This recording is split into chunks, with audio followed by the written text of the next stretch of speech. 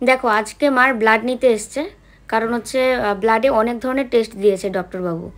তো এই কদিন তো জন্মাষ্টমীর জন্য ছিল, একটু এদিক সেদিক বন্ধ যাওয়া আসা। তো ওই জন্য জন্মাষ্টমীর ঠিক একদিন পরেই কিন্তু আজকে ব্লাড নিতে আসলো।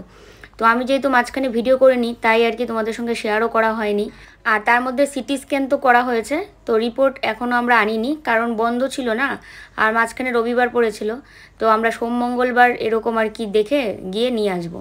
সেই রিপোর্ট সব কিছু কালেক্ট করার পরেই ডাক্তার দেখাতে হবে বলেছিল, 1 সপ্তাহ পর দেখানোর জন্য। তো আমরা ডাক্তার দেখিয়েছিলাম মনে বুধ কি বৃহস্পতিবার হবে, আমার ঠিক বারটা মনে নেই। তো 1 সপ্তাহ পর, তার মানে পরের সপ্তাহে দেখবে, সোম মঙ্গল এরকম আর কি। তো যাই হোক, এদিকে দেখো আমি না ব্রেড সেঁকে নিচ্ছি। তো মার যেহেতু 2 ধরনের ব্লাড নেবে, একটা খাওয়ার আগে আর একটা হচ্ছে খাওয়ার পরে, তো ওই জন্য মার খাওয়ার আগে ব্লাড কিন্তু নিয়ে গেল। এখন হচ্ছে মা ব্রেড খেয়ে নিয়েছে, ব্রেড আর কলা, আর 10টাতে খেতে বলেছিল, কারণ 12টার সময় আবার আসবে। তো ওই জন্য মাকে আগে দিয়ে দিয়েছি, আর এখন আমাদের জন্য আর কি এখানে ব্রেড সেঁকে নিচ্ছি, দিয়ে পিনাট বাটার লাগিয়ে তারপরে আমরাও খেয়ে নেব। আর ব্লাড যখন নিতে আসছিলো সকালবেলা, তো ওটা ওই ভিডিও শ্যুট করেছিল, আমি আর সামনে যাইনি, কারণ আমার না খুব আমার নিজের সাথে হলে আমি করতে পারি, কিন্তু অন্য কারোর সঙ্গে হলে এটা আমার ভালো লাগে না, কেমন যেন একটা টেনশান হয়, কেমন একটা খারাপ লাগে। তো যাই হোক, এদিকে দেখো কলাও নিয়ে নিচ্ছি।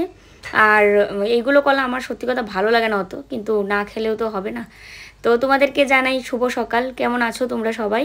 আশা করি যে যেখানেই আছো ভালো আছো, সুস্থ আছো, আমরাও ভালো আছি। গতকালকে ভিডিও তোমাদের দিইনি, তো ভিডিও কি বলো তো, যে করার এনার্জি সেইটাই পাচ্ছিলাম না। এমনিতে সংসারের টুকটাক কত কাজই না করতে হয়, তারপরেও কোনো দিন বেশি কাজ থাকে, কোনো দিন কম কাজ থাকে, কিন্তু ভিডিও শ্যুট করার মতো এনার্জি, মন মানসিকতা কিচ্ছুই যেন ছিল না। তো এই জন্য আর ভিডিও শ্যুট করা হয়নি।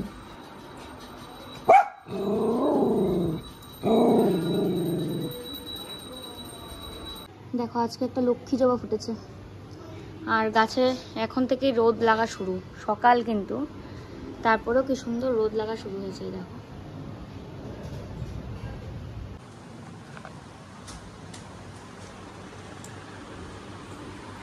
তো ওই যে প্রোডাক্ট নিয়ে বেরিয়ে যাচ্ছে, বাইরে আজকে সুন্দর রোদ উঠেছে, বহুদিন পর মনে হচ্ছে। খালি না, 2 দিন আগে উঠেছিল, কালকে শুধু বৃষ্টি বৃষ্টি ছিল না।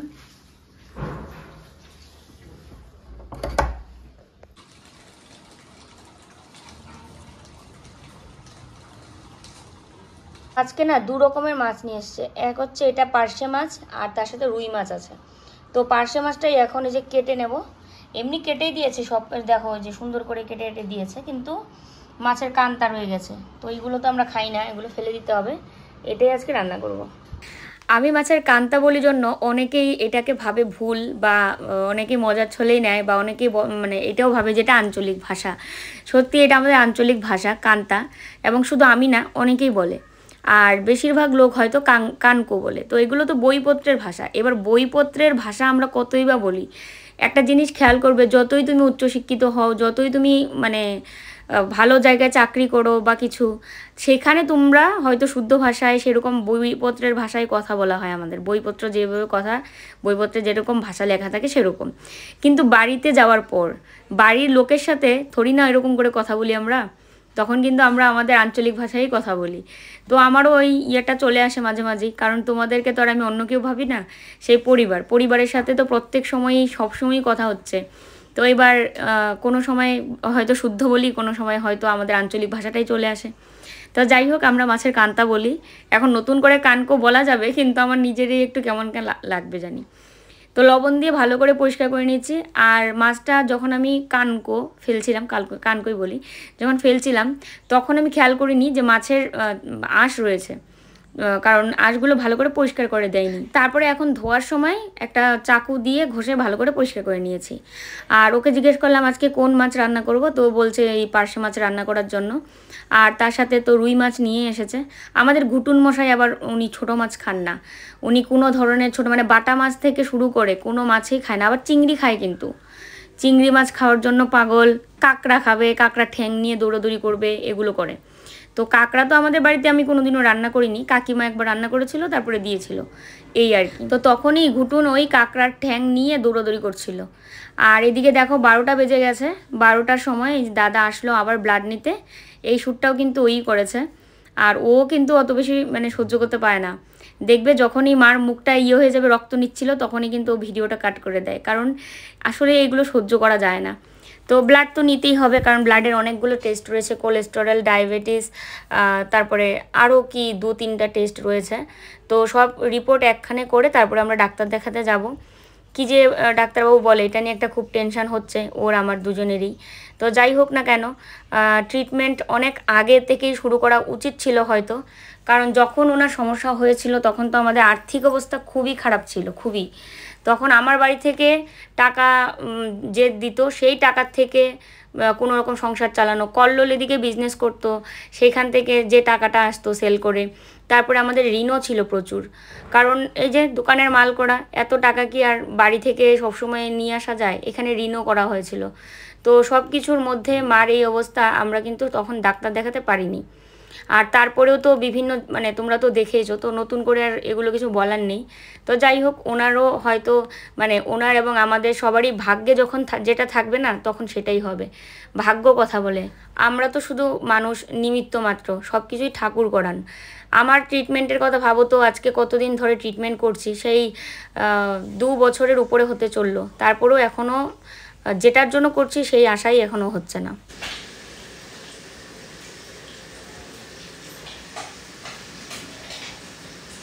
গোপু আজকে লাল ড্রেস পরেছে।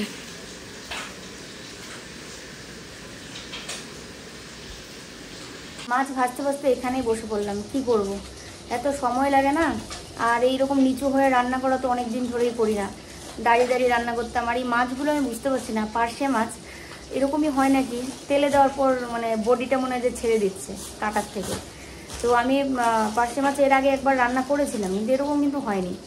তো আজকেরগুলো কেন এরকম হচ্ছে আমি নিজেও বুঝতে পারছি না। আর ও মাছটাও ভালো ছিল। ও অর্ধেক প্রোডাক্ট এক জায়গায় জমা দিয়ে আসলো, এখন আবার অর্ধেক করে নিয়ে যাবে। আর পেছনের অবস্থাটা দেখো, এগুলো কিচ্ছু ভাঁজ করার সময় পাচ্ছে না, কারণ এই অবস্থায় তো বুকিং চলছে, ওই কারণে। আর ওই ঘরে ফ্যান চালিয়ে পর্দাটাকে এরকম করে দিয়েছি। এখন বাজে হচ্ছে 1:45, ভাত হয়ে গেছে, মাছের ঝোল করব আর হচ্ছে ঢেঁড়স ভাজা, এই হচ্ছে রান্নাবান্না। তো যাই হোক, এদিকে হচ্ছে এখন আমি মাছটা ভেজে তুলে নিচ্ছি। আর ওর সঙ্গেও আমি এটাই বলছিলাম যে পার্শে মাছটা এরকম কেন হচ্ছে, যে মাছের থেকে মানে কাটা আলাদা হয়ে যাচ্ছে। তো এটা মনে হচ্ছে যে তেলে দেওয়ার পর নরম হয়ে যাচ্ছে বা কিছু, কিন্তু এমনিতে কিন্তু কড়াইয়ের গায়ে লাগছে না, কিন্তু মাছটা তেলে দেওয়ার সাথে সাথেই কীরকম একটা হয়ে যাচ্ছিল। তো তোমরা তো নিশ্চয়ই জানবে, কারণ তোমরা তো পার্শে মাছ এখানে যারা কলকাতায় আছো বা বিভিন্ন জায়গায় হয়তো পাওয়া যায়, আমাদের ওখানে কিন্তু পার্শে মাছ পাওয়া যায় না। আমরা সবসময় বাটা মাছটা খেতাম, এরকম সেম দেখতে, কিন্তু দুটো মাছ দুরকম টেস্ট, তারপরে দেখতেও একটু অন্যরকম, একটু আলাদা আছে।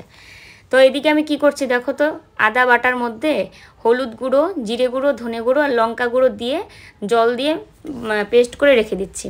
এটা হচ্ছে তরকারির ফুরনে দেব, সম্ভারে দেব। সম্ভারে তো আজকে তেজপাতা, গোটা জিরে, কাঁচা লঙ্কা এগুলো দেওয়ার পর মশলাটা যে পেস্ট করে রেখেছি সেটা আর কি দিয়ে দেবো, তারপরে পার্শে মাছ রান্না করব। আর অবশ্যই আজকে কিন্তু ওলকচু আর আলু দিয়ে রান্না করছি। আর ওলকচুটা আগে সেদ্ধ করে জলটা ফেলে দিয়েছি। তো দেখো, গোটা জিরে, তেজপাতা এগুলো ফুরনে দিয়ে দিয়েছি, তারপর কাঁচা লঙ্কাও দিয়ে দিলাম, দিয়ে যে পেস্টটা দিয়ে দিয়েছি। তো ওলকচু আর আলু দিয়ে এর আগের দিনও কিন্তু মাছের ঝোল করেছিলাম, অসম্ভব টেস্ট হয়েছিল খেতে। আর লঙ্কার গুঁড়োটা দিয়েছি আজকে, সবসময় আমি সব মাছের ঝোলে কিন্তু লঙ্কার গুঁড়ো দিই না, এটার মধ্যে দিয়েছি কারণ কচু রয়েছে তাই। দেখো এখন বাজে হচ্ছে 1:30, বাইরে অন্ধকার করে আসছে চারিদিকে, আর এই তরকারিটা ফুটছে এদিকে, এরা বাইরে অন্ধকার করে আসছে চারিদিকে, হাওয়াও ছেড়ে দিয়েছে। ওয়েদার ভীষণ ভালো, খারাপ বলবো না, কারণ এই গরমের মধ্যে এরকম ওয়েদারই বেশ সুন্দর। উফ, দেখো কি সুন্দর হাওয়া আসছে। তো দেখো মাছের ঝোল কিন্তু হয়ে গেছে, আর নামিয়েও নিচ্ছি। বাইরের এমন ওয়েদার দেখে মনে হচ্ছে যেন সন্ধ্যা হয়ে গেল, আর এই সন্ধ্যাবেলায় মনে হয় আমার তরকারি হলো, কিন্তু ঘড়ির দিকে দেখো 1:30 বাজে। আর আমার রান্না কমপ্লিট, কিন্তু আরেকটা রান্না বাকি আছে, সেটা হচ্ছে ঢেঁড়স ভাজা। যেহেতু একটাই ওভেন বর্তমান, গ্যাস একটার মধ্যেই রান্না করতে হচ্ছে, তাই দেরি হচ্ছে। আর নয়তো আমার তো 2টো ওভেন, আমি 2 রকমের রান্না বসিয়ে দিই। আবার একটু ডাল চচ্চড়ি রয়ে গেছে, কালকে রাতে ডাল চচ্চড়ি রান্না করেছিলাম, তার সাথে চিকেন ছিল। তো চিকেন তো শেষ হয়ে গেছে কালকেই, আর ডাল চচ্চড়িটা রয়ে গেছিলো, তো সেটা আর কি একটু শুকিয়ে নেব, একটু সামান্য জল দিয়ে একদম শুকনো করে নেব। আর তার সাথে ঢেঁড়স ভাজা, ঢেঁড়সগুলো যা শক্ত ছিল জানি না এগুলো সেদ্ধ হবে কি না, কাটার সময় বুঝতে পারছিলাম যে অনেকটাই মানে শক্ত। আর এখন কি ঢেঁড়স খাওয়ার সময় না নাকি এরকম কেন শক্ত তাও বুঝতে পারলাম না। কয়েকদিন ধরে বসে কল্লোলকে ঠকিয়ে দিচ্ছে। প্রথমে ঠকে আসলো মাছ, পচা মাছ নিয়ে আসলো, তারপরে ফুল নিয়ে আসলো পচা ফুল, তারপরে এই যে এখন ঢেঁড়স নিয়ে আসলো শক্ত। এবার জানি না, তালের ক্ষেত্রে যাই হোক ঠাকুরের ইচ্ছায় তালটা ভীষণ ভালো ছিল। আর বাড়িতে থাকতে একবার ও আমি দুজনে তাল পছন্দ করে এনেছিলাম জন্মাষ্টমীর সময়। সেই তাল বাইরে দিয়ে কি সুন্দর আর গন্ধ বেরিয়েছিল, মানে দেখলেই বোঝা যাচ্ছিল ভালো হবে। ওমা বাড়ি এসে পুজোর দিন যখন আমি তালটা ছাড়াচ্ছিলাম, পুরো পোকা ভিতরে, পুরো পোকা, মানে অতিরিক্ত মানে পেকে গেছে, পেকে গিয়ে পচে গেছে, এরকম কিছু হতে পারে। আর তারপরে গিয়ে আমাদের বাজার থেকে একটা ছোট তাল নিয়ে এসেছিলো, তারপরে ওটা দিয়ে পিঠে করে ঠাকুরকে দিয়েছিলাম। তো যাই হোক দেখো, এখন এই যে এতক্ষণ এখানে রান্না করলাম জন্যই জায়গা পুরো তেল চিটে হয়ে গেছে। তো ওই জায়গাটা ফিনাইল দিয়ে ভালো করে মুছে নিয়েছি, কারণ নিচে রান্না করেছি তো। এবার এই তেল মশলার ঝাঁজটা না আর বাইরে বেরোতে পারিনি, সব ঘরের মধ্যেই ওই ফ্লোরে, ওয়ালে, কাপড় চোপড়ে হয়তো গিয়ে লেগেছে। আর যদি আমি স্ল্যাবটার উপরে রান্না করতাম তাহলে কিন্তু জানালা দিয়ে বেরিয়ে যায়। তো এইবার ওই জন্য স্ল্যাবের উপরে তুলে নিয়ে এখন আমি এখানে ঢেঁড়স ভাজবো। আর তার সাথে এই যে টুকটাক করে কাজগুলো করে নিচ্ছিলাম। আর এই যে ও বাজার থেকে আজকে সবজি টবজি নিয়ে এসেছিলো, ওলকচু, তারপরে বেগুন, পটল, ঢেঁড়স, তারপরে আলু, এগুলো। তো আমি যে ইয়েটা বেগুনটা আর পটলটা ফ্রিজে রেখে দিচ্ছি, এগুলো ধুয়ে ঝুড়িতে মেলা ছিল, শুকিয়ে গেছে, রোদ ছিল তো। তো এবার ফ্রিজে আর কি রেখে দিচ্ছি। গরুটা তুমি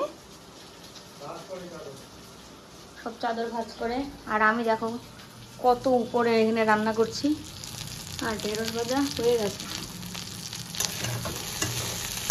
কড়াইয়ের গায়ে একটু লেগে গেছে হলুদটা।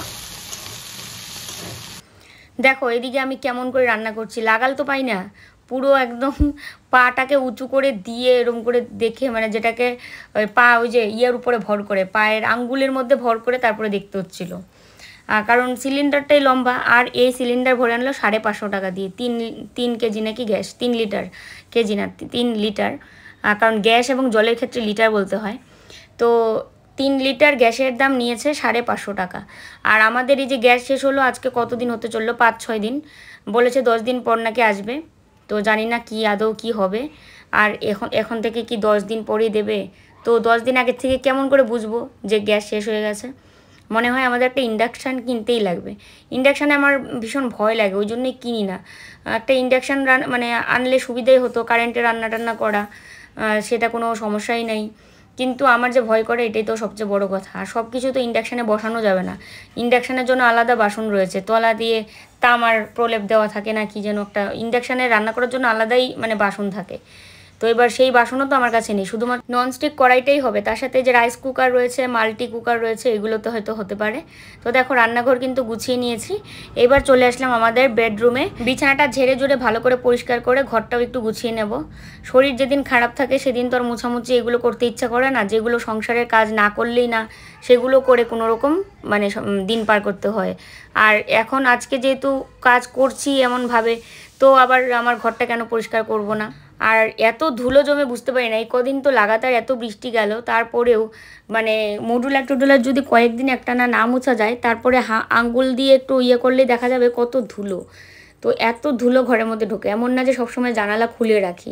তো সেই কারণে ভাবছি কি খাটের মাথার থেকে শুরু করে মডিউলার, আলমারি, সেলফ সব কিছু একটু মুছে নেব, পরিষ্কার করে নেব। আজকে যেহেতু রান্নাটা খুব তাড়াতাড়ি হয়ে গেছে, 2টোর মধ্যে রান্না শেষ, তো ওই কারণে ভাবলাম এই কাজগুলো করে আমি স্নান করতে যাই। কল্লোলেরও আজকে দেরি আছে স্নান করা, কারণ ও বলছিল যে লাইভ হয়েছে এতগুলো চাদর, এবার অনেকগুলো চাদর সেল হয়েছে, কিছু চাদর সেল হয়নি, সেগুলো আবার হয়তো দেখাতে হবে, কারণ অনেকে ছবি চাইছে, তাদেরকে আবার ছবি পাঠিয়ে দেখাতে হয়, তো তারা আবার নেবে। তো সেই ক্ষেত্রে সব কিছু ভাঁজ করে রাখতে হবে, নাহলে 2টো ঘর একদম মানে তাকানো যাচ্ছে না এমন পরিস্থিতি হয়ে গেছে। আমরা তো এই ফ্ল্যাটে শুধু থাকছি না, বিজনেসটাও এই ফ্ল্যাট থেকে করছি, তো ওই জন্যই কিন্তু এত গুছানোর পরেও মনে হয় যে ও গুছানো লাগে। কারণ যেখানে কাপড় চোপড়গুলো থাকছে দোকানের এতগুলো মাল, মানে সব ধরনের কাপড় রয়েছে, শুধু শাড়িটা বর্তমানে এখন নেই, আর বাকি তো সবই আছে, মেয়েদের নাইটি থেকে শুরু করে কুর্তি, 3 পিস, বিছানার চাদর, সব কিছু একদম এমন অবস্থায় ছড়িয়ে ছিটিয়ে রাখতে হয়, কারণ একটু পর পরে হয়তো কেউ ছবি চাইলো ও দিচ্ছে, কারণ অনেকে আছে কি লাইভে হয়তো যেটা নিতে চাইছে সেটা আমাদের কাছে নাই, সোল্ড আউট হয়ে গেছে, তখন সেই ক্ষেত্রে আরেকটা কালারের ছবি দিতে হয়, উনি আবার অন্য কালারটা নেবে। তো এরকম করে কিন্তু সবাই সেল করে। তো এবার এগুলো করতে নিয়ে কখনোই ঘরটা সেরমভাবে গোছানো থাকে না। যাদের ঘরে এরকম হয় না বিজনেস, তাদের ঘর তো গুছানোই থাকবে। আর আমাদের ঘরে এরকম বিজনেস হয়, রাতে লাইভ হয়, দিনের বেলাতে এরকম ছবি টবি দিতে হয়, তো আমাদের ঘর এরকমই থাকবে, তাই না? এক হচ্ছে একটা ছোট বাচ্চা ঘরে থাকলে এরকম হয়, যারা একদম বোঝে না, এদিক সেদিক জিনিসপত্র ছড়িয়ে রাখে ছোট বাচ্চারা। আর হচ্ছে আমাদের মতো এরকম বিজনেস যারা করে, তাদের ঘর মনে কোনো দিনই আর ইয়ে হবে না। আমাদের যে মহাজন রয়েছে, ওনার কথা শুনলে তো আরও তোমরা অবাক হয়ে যাবে। ওনাদের ঘরে নাকি পা ফেলার জায়গা নেই, কারণ ওই যে ম্যানুফ্যাকচার, ওই ঘরের মধ্যেও সবাই জিনিসপত্র হয়তো তৈরি করছে, মানে ওটা একটা ইয়ে আর কি, তোমার জিনিসপত্র তৈরি করা, জিনিসপত্র ওখানে গুছিয়ে রাখা। তো আমাদের ঘরে তো তাও আমি কতটা ফাঁকা জায়গা পাই যে গুছিয়ে রাখার মতো, কিন্তু ওনাদের তো ম্যানুফ্যাকচার নিজের ঘরে, তো ওই কারণেই কিন্তু আর এমন অবস্থা। তো এইগুলোই ভেবে ভেবে মনকে সান্ত্বনা দিই, কী আর করব। বিজনেস আমাদের কাছে বড়, আমাদের কাছে সংসারও বড়, সব কিছুই বড়। বিজনেস ছাড়া সংসার চলবে না, সংসার ছাড়া বিজনেস চলবে না। তো এই আর কি কথা। তা যাই হোক, এই যে দেখো এদিকে আমি সব কিছু ঝাড়ু টাড়ু দিয়ে পরিষ্কার করে নিয়েছি। আর রান্নার এই জায়গা, মানে এই যে এখানে যে গামলা টামলাগুলো দেখতে পাচ্ছ, ভেবেছিলাম যে এগুলো একটু সরিয়ে অন্য কোথাও রাখবো, কিন্তু যখন আর কি বেশি সবজি টবজি কাটতে হয়, ধরো যে একটা মিক্স সবজি বানাবো, সেই ক্ষেত্রে বড় গামলা লাগে। তারপরে আবার মাছ টাছ যেদিন আনে সেগুলো আবার একটু বেশি বাসনপত্র লাগে, তো ওই জন্য এখানেই গুছিয়ে রাখলাম। ও গুছাচ্ছে 2 ঘর, যে এই ঘরে কত মাল এরকম করে সব এলোমেলো ছিল, এগুলো সব ও গুছাচ্ছে সুন্দর করে ভাঁজ করে। এখানে অনেক মানে এরকম আছে যে অনেকে নিয়েছে, সেগুলো সব ভাঁজ করে রেডি করছে। আর এদিকের অবস্থা দেখো, এটাও সেম পরিস্থিতি। তো এগুলো সব ও গুছাবে আর কি, আর আমি আমার কাজগুলো করে নিয়েছি, ওগুলো ওর কাজ, এগুলো ও করছে। আর মা ওখানে চেয়ারে বসে আছে, কাজ যেন আর শেষ হচ্ছে না। ও তো এদিকে কাজ করছে, আর মিকি দেখো কি করবে, বড় করে একটা হাই দিবে, ওই দেখো।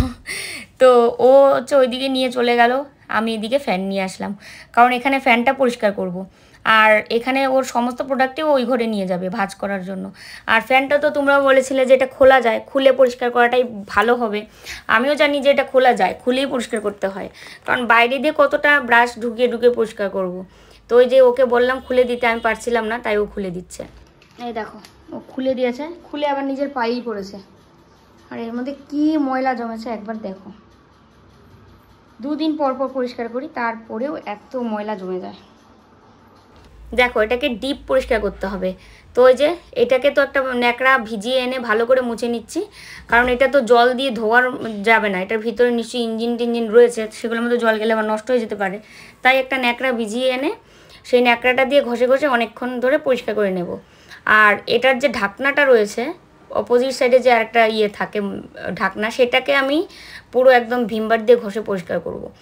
আর এগুলোর মধ্যে এত ময়লা জমে, আমি বুঝতে পারি না এত ময়লা ফ্যানে কেন গিয়ে জমে।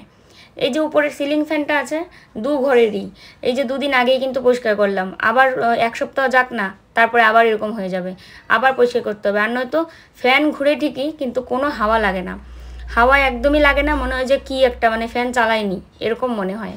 তো আমি কিন্তু এতক্ষণে স্নান করতে যেতেই পারতাম, কিন্তু এই যে দেখো ফ্যান আজকে পরিষ্কার করব, কাল পরিষ্কার করব, এরকম করতে করতে কতদিন চলে যায়। কালকে খেতে বসেছি, ফ্যানটা মানে ওকে বললাম ফ্যানটা দেবো, গরমের জ্বালায় না খাওয়া যাচ্ছে না, ফ্যান তো দিয়েই রেখেছে, ফ্যান ঘুরছেও কিন্তু চুলটাও নড়ছে না, মানে এমন হাওয়া একদমই লাগে না। তো এবার বাধ্যতামূলক এটাকে পরিষ্কার করতেই হবে। আর কল্লোলের তো এখন 1 ফোঁটা সময় নেই আলাদা কিছু করার, কারণ এই যে বিজনেস নিয়ে এত ব্যস্ত থাকে, এদিকে প্রোডাক্ট দেখানো, তারপরে এগুলোকে ভাঁজ করে রাখা, আবার বুকিং নিচ্ছে, সেগুলো আবার ডিসপ্যাচ করতে যাচ্ছে। তো এই কাজগুলো নিয়েই এত ব্যস্ত থাকে যে ঘরের অন্য কোনো কাজ যে ও আমাকে করে দেবে, সেটা আমি ওকে বলতেও আমার কেমন লাগে যে এই কাজগুলো তো আমি করতে পারি, সব কাজ যে ওকে করতে হবে এই ধরনের কাজগুলোর তো কোনোই নেই। যেমন এই যে ফ্যান পরিষ্কার করা, বিছানার উপর দাঁড়িয়ে আমিই করে নিই, কারণ ও কতক্ষণে করবে সেই আশায় থাকলে হয়েছে, আর করতে হবে না। স্নান করে এসে তো করবেই না, স্নানের আগে তো ওই ব্যস্তই থাকে, স্নানের পরে এসেও দুপুরটা হয়তো খেয়েটে একটু রেস্ট নিল, সন্ধ্যার দিকে আবার বেরোয় মাল আনার জন্য। যারা মনে করো যে নিয়েছে তারা আমাদের বাড়িতে যখন না থাকে তখন দোকান থেকে এনে দিতে হয়। তো এগুলো ওই সব আর কি দেখাশোনা করে। আর এটা পরিষ্কার করে আমি নিয়ে যাওয়ার সময় একটুর জন্য পড়িনি, দেখবে ও কি বলবে। এটা ভাঙো না, এটা দামি, দামি না, ওইটা ভাঙলে লাগবে না। লাগাও। আমি লাগাবো কেন? লাগাও এটা। ধরো কিন্তু এই হলো না। নিজের বউ করে যায় সেটা দেখ না। এই লাগাও তা, এটা লাগাও। তুমি তো ঠাসটা একটু সমান করতেছো। হ্যাঁ হ্যাঁ আচ্ছা টাইট করে লাগাও, তাহলে খুলে মাথার মধ্যে পড়বে।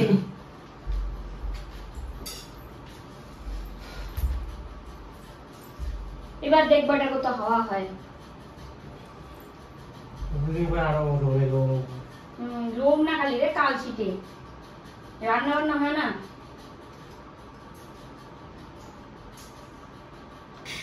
আমি এদিকে পড়ে যাচ্ছিলাম, আমাকে এক ফোঁটা ধরলো না, আর ও চিল্লাচ্ছে এই এটা ভাঙো না, এটা ভেঙো না, এটা ভাঙলে আর পাওয়া যাবে না।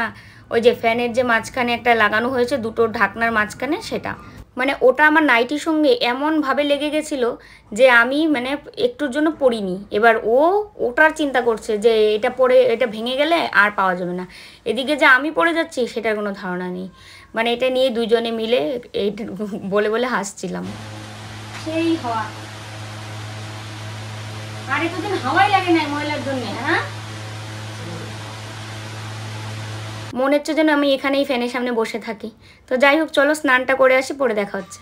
স্নান করে এসে গপুকে কিন্তু আমি সাজিয়ে দিয়েছি, মানে ভালো করে পরিষ্কার করে নিয়ে মুখটা আর্ট করে দিয়েছি। এটা আর তোমাদের সাথে ভিডিও শ্যুট করিনি আমি, কারণ একদম নিপুণভাবে করেছি। দিয়ে আবার সুন্দর করে ড্রেস পরিয়ে বসিয়ে দিয়েছি। তো দেখবে আগের আর এখনের গপুর মুখ অনেকটাই পার্থক্য। আগে একটু মোটা করে আর্ট করা ছিল, এখন দেখো আমি কিন্তু সরু করে আর্ট করে দিয়েছি। আর ভগবানের কৃপায় একবারই আমার হয়ে গেছে। অন্য সময় কি হয়, একটা চোখ হলে আরেকটা হতে চায় না। মা লক্ষ্মীর সময় এরকম হয়েছিল একবার না দুবার, কিন্তু গপুকে আমি এক চান্সেই একদম এত সুন্দর করে আর্ট করে নিয়েছি, মানে আমার নিজের কাছে ভীষণ ভালো লাগছে। তো চলো, ওর তো খাওয়া হয়েই গেছে, আমাকে ডাকতে ডাকতে ওর খাওয়া হয়ে গেছে, মার খাওয়া প্রায় অর্ধেক, যে আমি এক্ষুনি বসবো খেতে। আর ফ্যানের তো সেই হাওয়া। দেখো খেতে বসে গেলাম। এই হচ্ছে ঢেঁড়স ভাজা, এখানে হচ্ছে ডাল, শুকনো ডাল চচ্চড়িটাই শুকিয়ে নিয়েছিলাম, আর এই হচ্ছে মাছের ঝোল। তো চলো আজকের মতো এখানেই টাটা, দেখা হচ্ছে আবার কালকে।